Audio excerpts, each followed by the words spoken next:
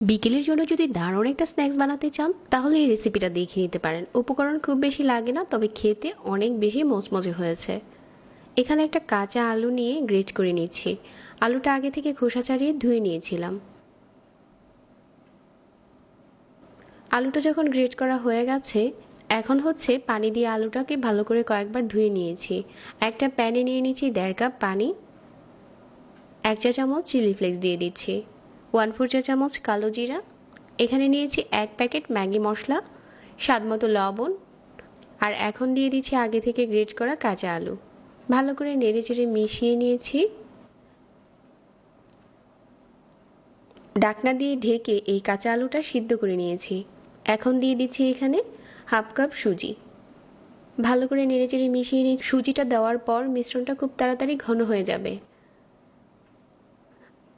আর যাতে দলা পাকিয়ে না যায়, এটা সাথে সাথে করে নেড়ে নিতে হবে। এই পর্যায়ে আরও কিছুক্ষণ ঢাকনা দিয়ে ঢেকে নিয়েছি। এখন উপরে কিছু কাঁচামরিচ কুচি দিয়ে আবারও নেড়েচেড়ে মিশিয়ে নিচ্ছি। সুজি আর কাঁচা আলুর এই মিশ্রণটা খুব ভালো করেই সিদ্ধ হয়েছে। এরকম ছড়ানো একটা যে কোনো বাটি বা ট্রেতে নিয়ে উপরটাতে হচ্ছে এরকম সমান করে দিয়ে দিচ্ছি। এটা ঠান্ডা হয়ে যাওয়ার পর পছন্দ মতো স্লাইস করে টুকরো করে নিতে হবে। এখন আপনি চাইলে অল্প তেলে ভাজতে পারেন, আবার চাইলে একটু ডুবো তেলেও ভাজতে পারেন। ডুবো তেলে ভাজলে এটা অনেক বেশি ক্রিস্পি হয়।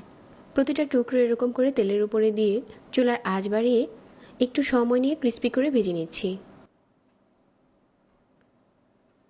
আর এপাশ ওপাশ করে উল্টে দিতে হবে, তা না হলে একটা পাশ খুব দ্রুতই কালার চলে আসবে। বিকেলের নাস্তার জন্য এই স্ন্যাক্সটা দারুণ হয়। খেতে অনেক বেশি মোচমোচে হয়েছিল। ভালো করে নেড়েচেড়ে মিশিয়ে নিচ্ছি। উপরটাতে হচ্ছে দারুণ একটা কালার চলে এসেছে। এই পর্যায়ে তেল ঝরিয়ে উঠিয়ে নিচ্ছি।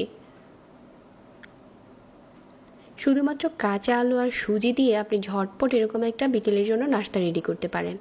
এত সহজ হচ্ছে এই নাস্তাটা। একটু সসের সাথে পরিবেশন করলে এটা খেয়ে কেউ বুঝতেই পারবে না যে এটা আপনি কি দিয়ে বানিয়েছেন। অনেক টেস্টি হয়েছিল।